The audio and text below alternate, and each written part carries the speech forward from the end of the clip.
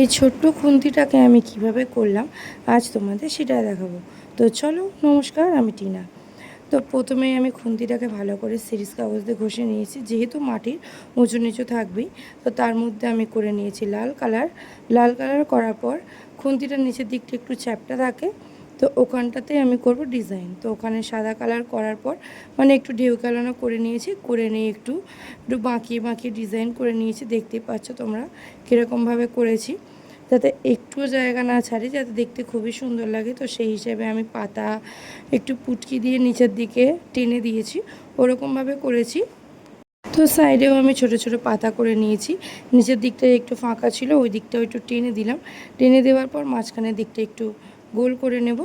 গোল করে নেওয়ার পর ওপরের দিকটা করবে। এবার ওপরের দিকটাতে আমি গোল করে ওপর থেকে নিচের দিকে টেনে দিয়েছি একটা লম্বা দাড়ি, দেখতেই পাচ্ছ। তো ওরকমভাবেই তোমরাও করে নেবে, কত সুন্দর দেখো দেখতে লাগছে। তারপর করব নিচের দিকটা, যেহেতু খুন্তিটা অনেকটাই লম্বা, তো আমাদের তো নিচের দিকটা ফাঁকা রাখলে হবে না, তাই নিচের দিকটাতেও আমি ছোট ছোট করে ডিজাইন করে নেব।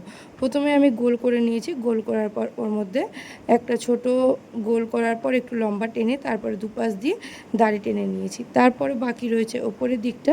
তো প্রথমে করব একটু মাঝখানের দিকটাতে আমি একটু দেখো কত সুন্দর শেপ করে নিয়েছি, মানে একটু মানে কি বলবো, ঘটের মতো করে ছোট ছোট ডিজাইন করে নিচ্ছি।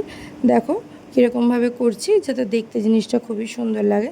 তারপরে বাকি রয়েছে ওপরের দিকটাও সেম আমি গোল করে নিচ্ছি। গোল করার পর দেখো আমি কিভাবে এঁকে নিচ্ছি, একটু বাঁকিয়ে বাঁকিয়ে করছি, কিন্তু জায়গাটা অনেকটা বড়, তাই একটু বাঁকিয়ে বাঁকিয়ে করে নিচ্ছি। দেখো বলতে বলতে আমাদের ওপরের দিকটা সাইডের দিকটা করা হয়ে গেছে। এবার যেহেতু মাঝখানের দিকটা একটু ফাঁকা ফাঁকা লাগছিলো, তো ওখানেও আমি একটু পুটকে দিয়ে নিয়েছি।